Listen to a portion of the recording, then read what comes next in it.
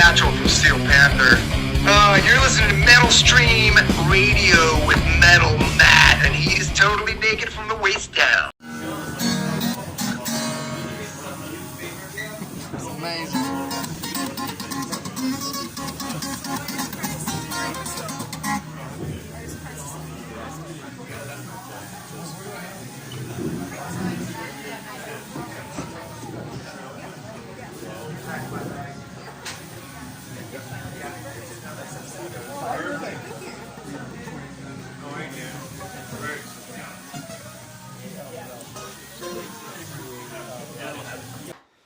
Metal Matt. I'm here with Satchel of Steel Panther. Thank you for coming onto the channel today. It's my pleasure. Thanks very much. Yeah, no, I was thinking last time I saw you was in the flesh, but early 2020, and we jammed into the pit together in Bristol, which I want to thank you for. That was really, really cool. Into the pit! Yeah! Into the pit! Into the pit! What's this song? Into the pit! That was very fun. I remember that. It was awesome. I bought the new computer. Like all the other gear that I had with it didn't work, so I had to buy new audio converter and all these other things. And finally, for like a week, and the first thing I picked up was the acoustic guitar, and I wrote "I Ain't Buying What You're Selling," and it came out. It was so good. I was like, oh, this got to go on the record. So, but that's always the process. Like I end up getting like 7 or 8 songs, and then I end up going, well, I've got a mid-tempo song, got a faster song. This is what I need to like make it a complete record. Sometimes it's hard to do because you towards the end of it, you got to go, well, I really need a song that's like this or like that, and of course, the more records you have as a band, the more you go, well, gosh, I can't write Asian Hooker again. I can't write Gang Bang at the Old Folks Home again. I got to sort of go in some different directions, and with Steel Panther, it's difficult and it's easy at the same time because unlike a lot of bands, I can write almost anything I want that's dirty, like or funny, and people who are in serious bands, they can't. They're like, oh well, what's the radio gonna say, and what's my record company gonna say? And I'm just like, fuck everybody, I'll write whatever the fuck I want, right? So yeah, no, that's brilliant. That's got to be the best way. I mean, I like that you're real to what you want to sing about and stuff. You're not really trying to cater to anything. You're just doing what you enjoy and doing what you write, and it's a great way to be, because I think you're keeping that kind of classic metal sound alive too. I think if you were too serious about what you were doing right now, it wouldn't work this day and age. I think just the slight humor element brings such a kind of new audience and makes people really come and find it and listen to it, and then when they hear how good a players you are, it kind of it all comes together, and it's I think it's good you're not one of these big egotistic bands which think they're amazing because they've wrote a few good hits or whatever. You're just kind of down to earth with the fans, and you kind of just do what you want to do, and I think that's probably the best way to be, I think, for what you do. I agree with you, Matt, and I appreciate that. And it's very difficult to be an artist, right, at any point in time, but especially now because artists are it's just so hard to make a living at it. So, in order to write songs and create music, like you really have to be driven by your love for music and your love for your passion for creating stuff. And it is a good, I've always felt like, even like 25 years ago when you could really like make millions of dollars selling records, I always felt like it was a difficult thing to be an artist because, a lot of people got swayed by wanting to make a lot of money. So you end up selling out, what they call it, right? Yeah. Music that everybody will like, or that the record company will like, or whatever. And at least now, I think we're at a point where you know, most artists, if they haven't realized it already, you know, they're probably starting to realize you're not going to make a lot of money as a band. You're not going to make, certainly not going to make a lot of money as a songwriter, especially if it's your own art, right? So because nobody wants to pay for it. So, but that you know, it's a double-edged sword. You can still make some money by touring and busting your ass, but as a songwriter, it really kind of puts the focus on, well, why would I try to write songs that are going to sell money when nobody's going to buy them anyway? So I might as well just write songs that I like, right? Yeah. And that's the way it should be anyway. It should Definitely, be, yeah. you know, art is like the best songs out there are the ones that sound genuine, and they don't sound like they were contrived or written to try to satisfy the most people. It's just stuff that, you know, somebody went, oh, this is bitchin'. I'm gonna. That's it. Yeah. And that's what I want to do. I just want to keep writing songs that I go, yeah, I like this song, and I know that if I like it, that my band will like it, and that like a lot of Steel Panther fans will like it, right? So. Yeah, no, I think a lot can be said for that and for being real. I mean, I've noticed people are very much drawn to anything that's as real as possible and like nothing kind of fake now. I make music, but I do it mainly online, and you're right, it is like a big struggle because no one wants to buy anything these days. They just, you know, expect everything free. And I don't think they have a lot of attention span these days. I've actually been doing like short videos on YouTube, and they've got this new short video feature, and you get like a couple of 100,000 views if you put on dog catches something or whatever, and like that's because the clip's about 15 seconds long or whatever. I think people seem to be drawn to that very quick thing, so you've got to kind of try and catch people's interest in short amounts of time, and then hopefully they go and then check out, you know, full songs or full whatever it may be. And yeah, it's quite a hard time at the moment. I don't know, do you have any thoughts of how anyone starting out should go about it these days, because we're in such a weird place with it all? You know, I mean, like how does a new artist start? I wouldn't know what to tell a new artist except this. Like I already mentioned, you know, if you're a new artist and you love music, don't let the music industry or how depressing it is stop you from doing it.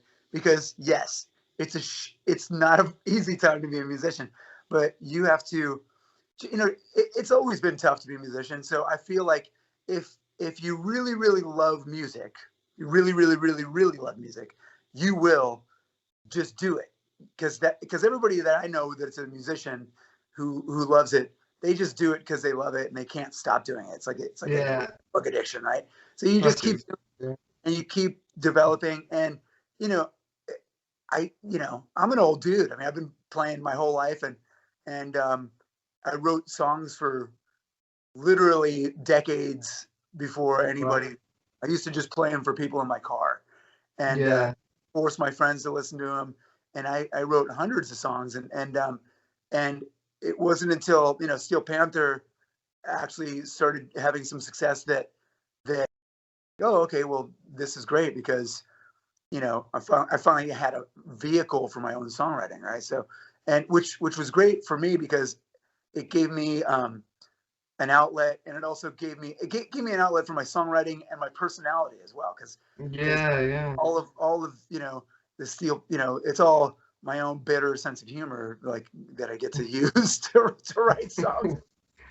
And it's so much fun. And it's so, you know, I mean, but I think that's also the thing that like new artists should try to do. Like that's something that you do as over time, you write as much as you can and continue to develop, you know, as a musician, and then try to play with as many people as you can, because playing with people, that's making music. That's, you jam with people and you have fun. And when I met the guys in my band, we didn't realize it until we stepped on stage. And when we stepped on stage, the first show we stepped on stage, we realized, well, oh my gosh, we've got something special. We've got what's known as a chemistry, right?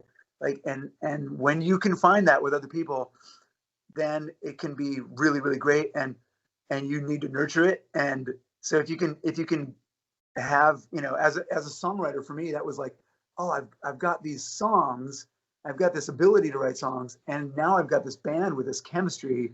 Let's see if we can put the two together and also try to not break up. Like, because, let's face it, you get all these bands like over the years that, oh my God, Van Halen, they're the greatest band in the world. Oh, they're gone. You know what I mean? Like, bands break up. Yeah.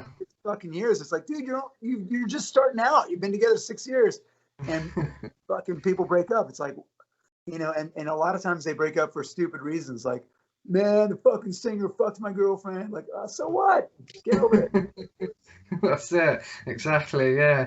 No, that was really well said. I think, and like you say, you've got to really have that passion for it, and I don't think you can stop. So yeah, just keep evolving, like you say, and that's really good advice there. I just wanted to touch on the fight stuff a little bit, because I love fight, as you know. So I just wanted to ask about, do you have any like unheard stories or cool memories from those fight days? And how was that whole thing for you? Dude, let me tell you, I was a very young man when I joined that band. I was 20 or something. 20. And it was a really, really great learning experience for me. Because, I remember being in that band and thinking, my God, Halford, greatest heavy metal singer on the planet, right? Yeah. And God, he's so old. I thought he was older, 40. He was like 42. I think I was like 20 or 20. Yeah. And but he still sings great, even at like almost 70, right? And he's so it was a great learning experience for me, because that was his band, and I got to like contribute to some degree, but it was also set up to be his band. So for me, even though I had a great time, playing, with those guys, like Scott Travis, amazing drummer. The other guys were super cool, Brian Tills and JJ Brown. Yeah. They're both great, super great guys. And we had a lot of fun, because those guys were young too. Well, not Scott, but the other guys. And Scott's a little bit older than me. Scott's a fucking one of the best fucking drummers to walk the face of the earth, though. Like, really, I don't know that many drummers who are as good as that guy. And not only is he solid, but he also hits hard. Like, a lot of dudes who have really great technique like that, who are who are fast and can play double kick drum like that. They very hard. They tap really light. But Scott Travis, he's a beast. He hits the drums. Yeah.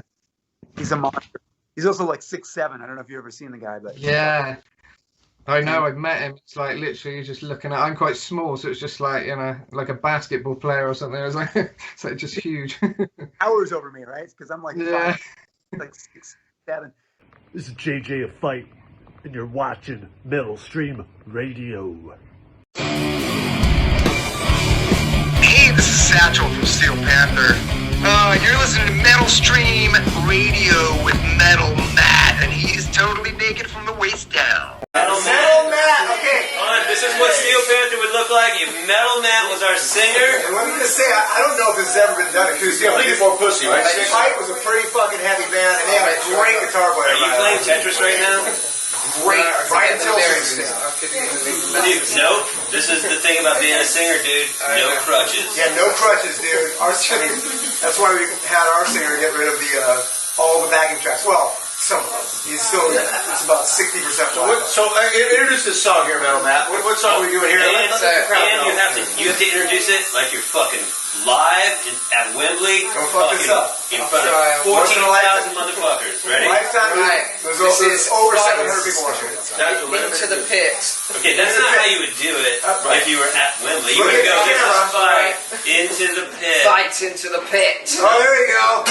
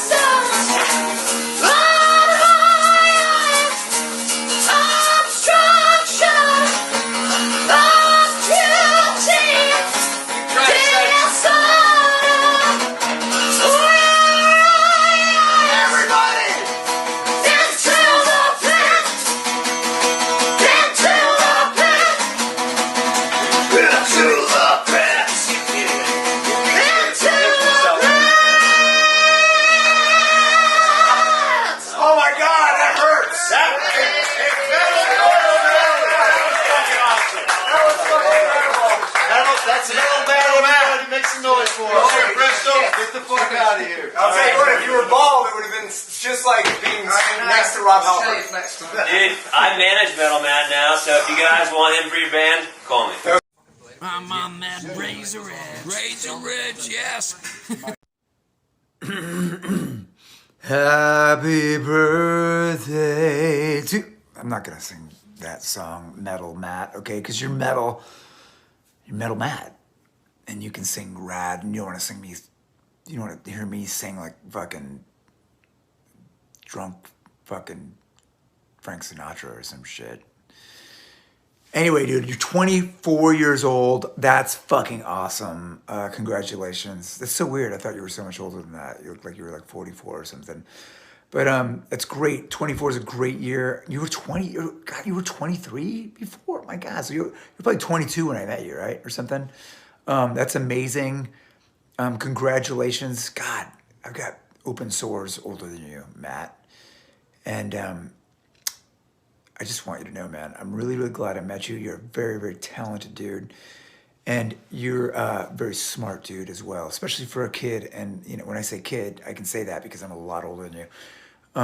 It's great. It's great. It's nice talking with you. And it's really, really cool to see that there's somebody who's just turning 24 who's got a good head on his shoulders. Hi, everyone. I'm KK Downing, formerly of Judas Priest, and I'm here today with Metal Matt, Instagram and YouTube.